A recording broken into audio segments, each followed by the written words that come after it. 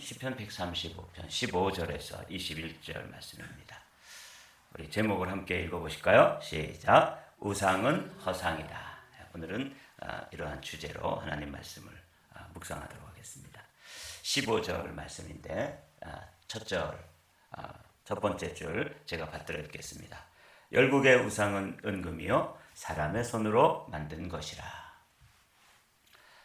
오늘 시편 135편의 이제 마지막 부분을 함께 묵상하려고 합니다.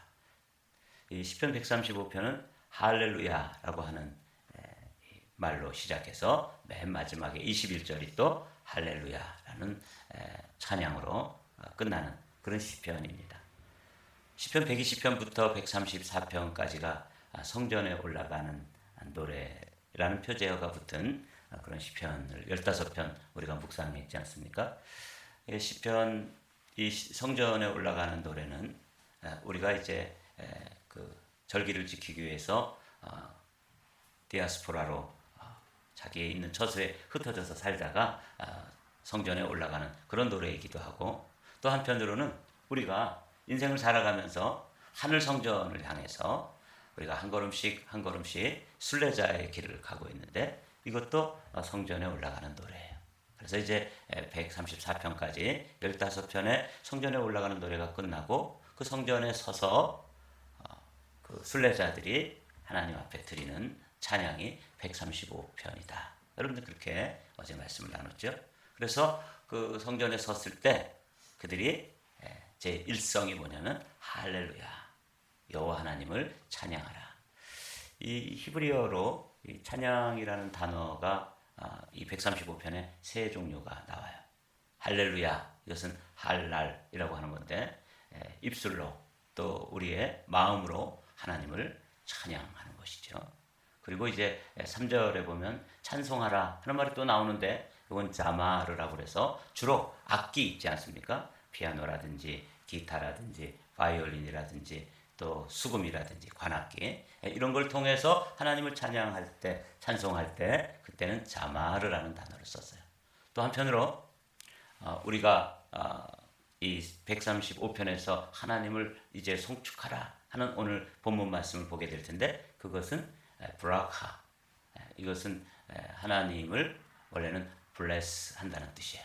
근데 우리가 감히 하나님이 우리를 blessing 하시는 거는 뭐 이게 방향이 맞는 것 같은데 감히 피조물인 인간이 하나님 창조주이신 하나님을 블레싱 한다는 말이 좀 격이 안 맞는 것 같죠. 그래서 그런 뜻인데 브라카라는 말은 근데 그래서 그것을 사람에게 하나님이 우리를 복 주실 때는 축복하신다, 복을 주신다 그런 단어로 번역을 하지만 우리가 하나님을 블레싱 하는 것은 송축한다. 이건 온 마음과 몸으로 특별히 무릎을 꿇고 하나님을 향해서 손을 들고 그분을 전 존재로 송축하는 것.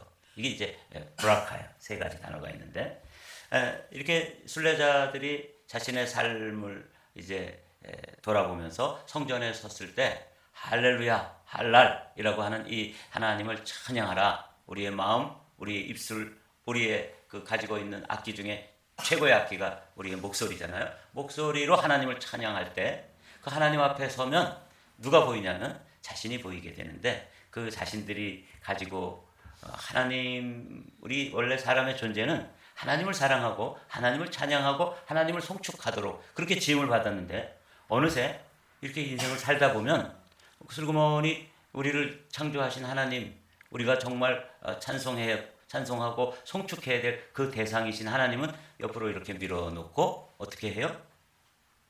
우상이 그 자리를 차지하고 있어요. 하나님보다 하나님의 자리를 슬그머니 와서 차지하고 하나님보다 더 사랑하는 것, 하나님 사랑하는 것처럼 더 숭배하고 또 섬기는 것이 있게 되는데 그게 이제 우상입니다.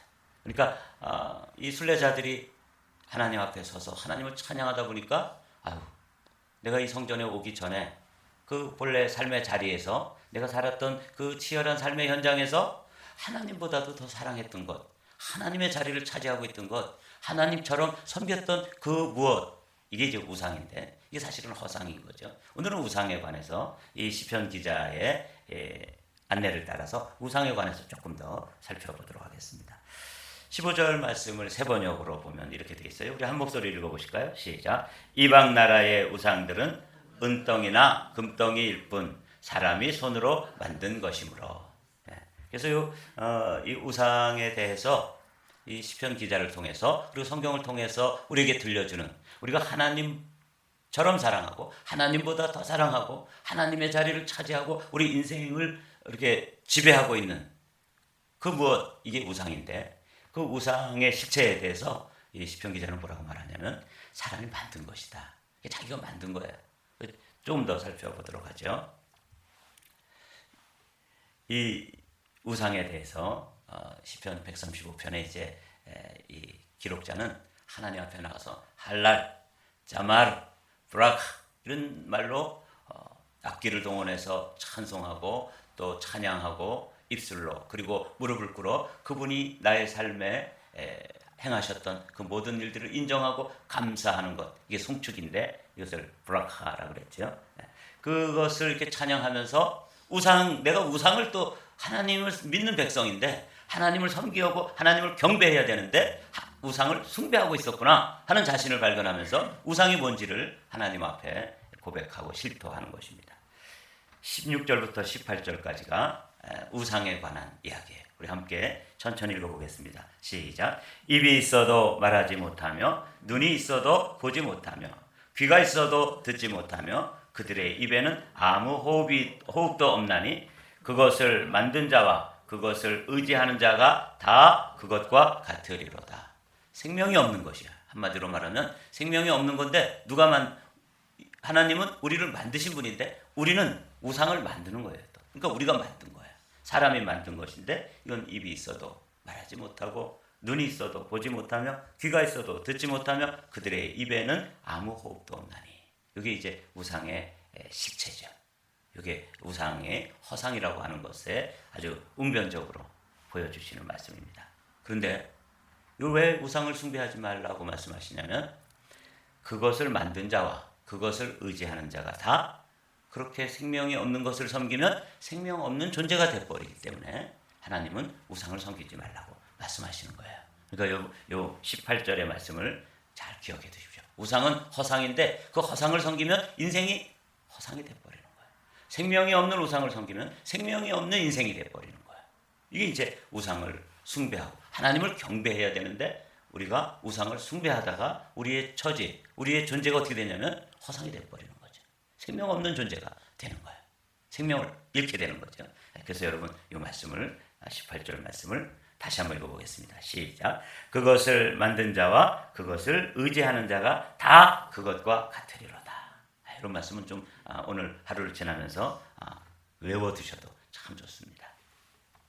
오늘은 우상이라는 것에 대해서 이사야 선지자, 예레미야 선지자, 그리고 또 십계명, 또 사도 바울, 이런 분들이 우상에 대해서 아주 강력하게 우리에게 그거 섬기면, 생명 없는 것을 섬기면 생명 없는 존재가 된다고 하는 사실을 말씀해 주고 있어요.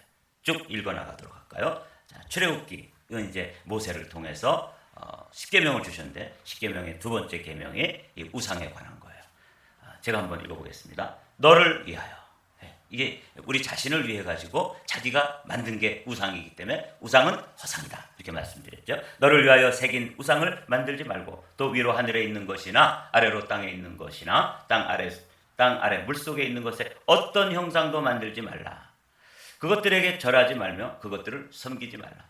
나 내 하나님 여호와는 질투하는 하나님이신즉 나를 미워하는 자의 죄를 갚되 아버지로부터 아들에게 3,4대까지 이르게 하거니와 나를 사랑하고 내 계명을 지키는 자에게는 천대까지 은혜를 베푸느니라.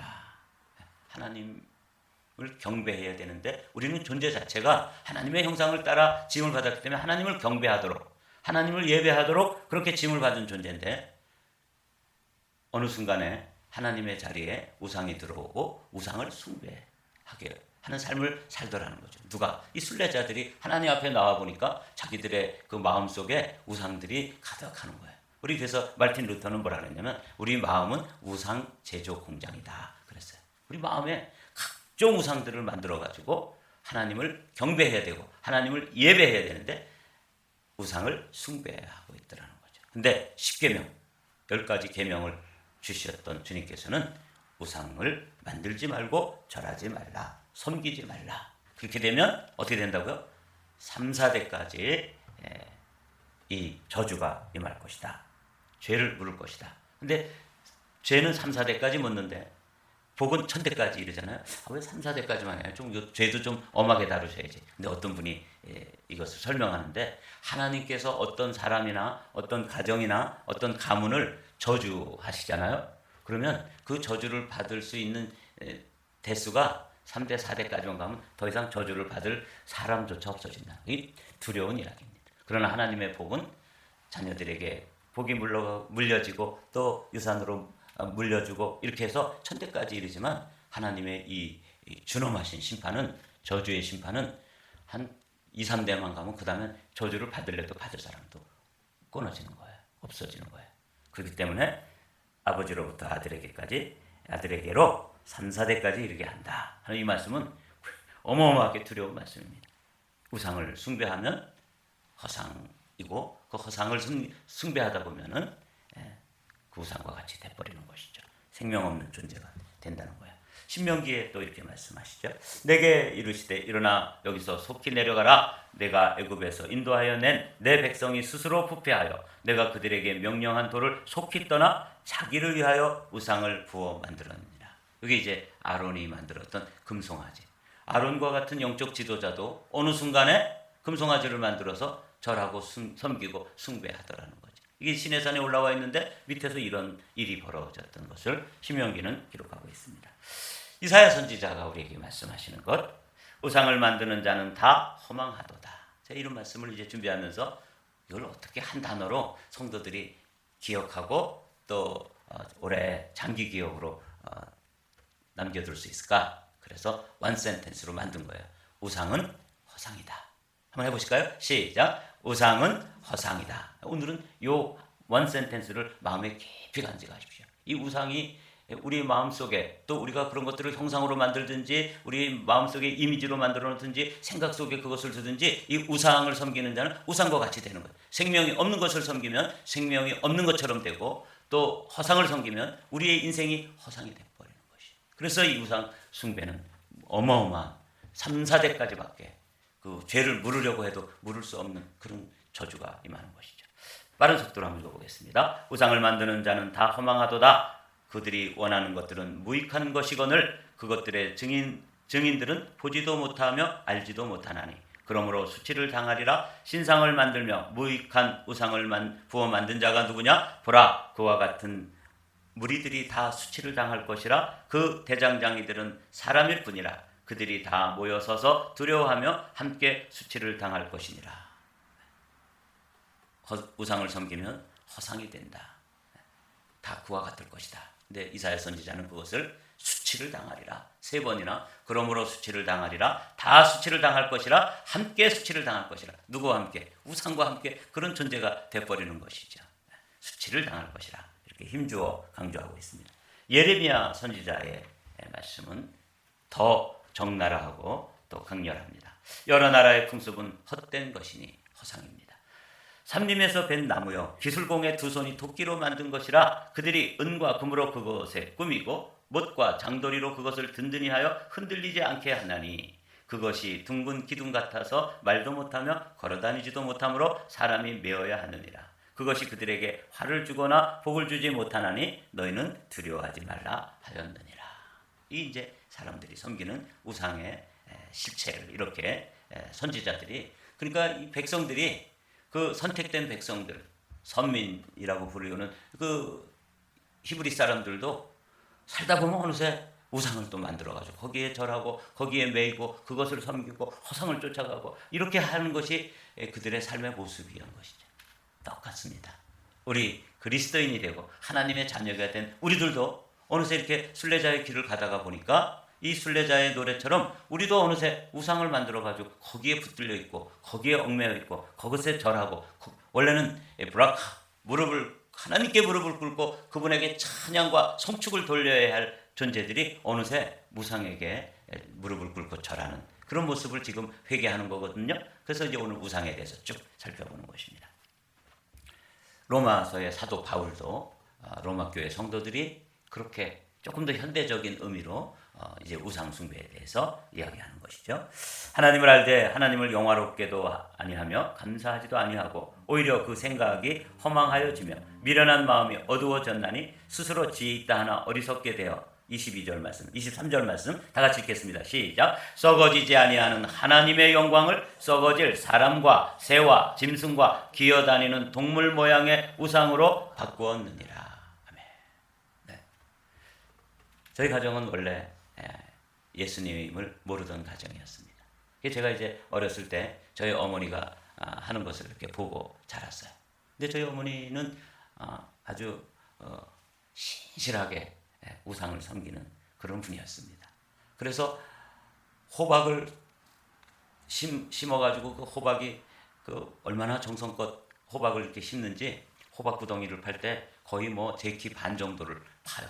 이렇게 파고 거기다가 아주 좋은 거름을 가득 넣고 그 다음에 이제 흙으로 덮고 거기다가 호박씨를 이렇게 3개를 딱 삼위일체 3개를 짓더라고요. 그래서 이제 거기서 싹이 나오면 제일 실한 놈으로 2개만 남겨요. 하나를 뽑아버리고 그래야지 이제 그 밑에 거름들을 먹고. 그래서 그냥 우리 집 호박은 얼마나 기름지게 그냥 달리는지 가을까지 달리는데 첫 번째 열매가 딱 맺히면 그것을 따다가 길거리다가 이렇게 사방거리에다가 탁 놓고 그 엄마 왜 거기다 갖다 놔요?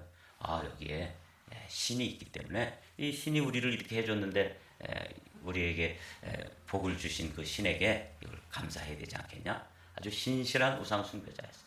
먼 때가 되면은 뭐 동지 때 되면은 동지 팥죽을 써먹잖아요.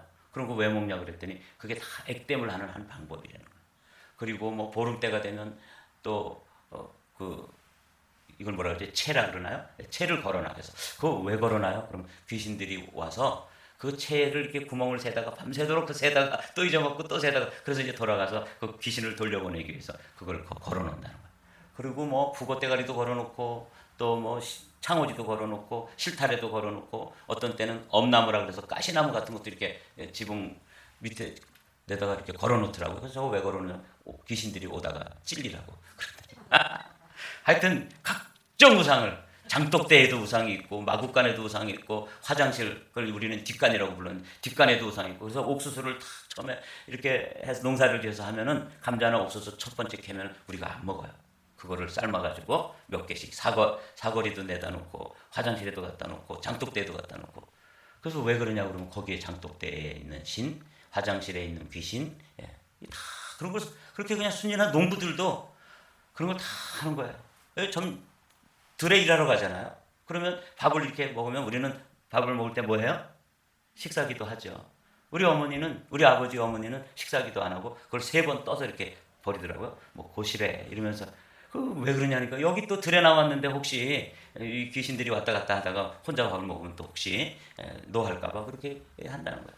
여러분 아주 그냥 제가 어릴 때 삶이 예수님 몰랐을 때 아주 귀신들과 함께 사는 거예요. 근데 우리만 그런 게 아니라 선택된 백성인 히브리 사람들도 그랬고 이 로마 사람들 그 시대에 세계를 통치하던 로마 사람들도 이렇게 했다는 거죠. 썩어지지 아니하는 하나님의 영광을 썩어질 사람의 모양, 새, 짐승, 기어다니는 동물, 뱀 이런 거 다 신이야. 이렇게 섬기더라는 거죠. 그래서 그 동물의 모양의 우상으로 바뀌었느니라. 뭐를? 하나님의 영광을 우상으로 바꾸면서 하는 거예요. 저는 우리 집에서 이런 거 보면서 자랐어요. 자, 말씀을 마치도록 할까요? 사도 바울은 너무나 놀랍게도 이렇게 형상들 우리 어머니가 장독대에 뭐 마구간에 또 뭐 화장실에 이런 거 했던 것 그렇게 보이게 하는 것뿐만 아니라 사실은 우리 마음속에 탐심이라고 하는 하나의 마음에 우상이 있다고 하는 것까지도 실체를 파악한 거예요. 그래서 사도 바울이 깊은 분입니다. 그러므로 땅에 있는 지체를 죽이라. 곧 음란, 부정, 사욕, 악한 정욕과 탐심이니 탐심은 우상 숭배니라. 노란 하이라이트 한번 읽어볼까요? 시작. 탐심은 우상 숭배니라. 이것들로 말미암아 하나님의 진노가 임하느니라. 하나님의 진노가 임해버리면 몇 대 정도? 한 3, 4대까지만 가면 진노를 받을 사람조차 없다는 거예요. 한 가문, 한 가정, 한 사람이 하나님의 이 진노를 감당할 수 있는 대수는 한 3, 4대까지 멸문지화를 당하는 거죠. 사랑하는 성도 여러분, 그래서 오늘 이 시편 기자는 이렇게 찬양합니다. 이스라엘 족속아 여호와를 송축하라. 이거 우리 쭉 한번 읽어볼까요? 시작. 이스라엘 족속아 여호와를 송축하라. 아론의 족속아 여호와를 송축하라. 레위 족속아 여호와를 송축하라. 여호와를 경외하는 너희들아 여호와를 송축하라. 여기 송축은 히브리어로 뭐겠어요? 브라카. 무릎을 꿇고 하나님께서 나의 삶에 이렇게 행하신 것을 인정하고 입술로 감사하는 것. 할랄은 입술과 마음과 전 존재로 하나님을 찬양하는 것. 자마르는 악기를 동원해가지고 하나님을 찬양하고, 이거는 무릎을 꿇고 하나님의 하나님 되심을 찬양하는 거예요. 그러니까 이 시인이 누구를? 이제껏 섬기던 우상들을 다 내려놓고 내가 주인 삼았고 내가 사랑하고 하나님보다도 더 섬겼던 그 모든 것들을 내려놓고 그 다음에 찬양하는 것이죠. 탐심은 우상 숭배니라. 그러니까 내가 하나님보다 더 사랑하는 것, 이거 다 우상이에요. 우리 우상이, 그러니까 뭐 제가 어렸을 때 보았던 그런 뭐 우상들 외에도 우리 마음속에 우상이 가득한 거죠. 그래서 이 순례자가 하나님 앞에 나와서 찬양하며 이제 결론입니다. 읽고 마치도록 하죠. 시작. 예루살렘에 계시는 여호와는 시온에서 찬송을 받으실지어다. 할렐루야, 할랄. 찬양하는 거죠. Praise the Lord라고 되어 있는 이 말씀. 그래서 시편 135편은 할렐루야로 시작해서 할렐루야로 마치는 순례자들의 찬양입니다.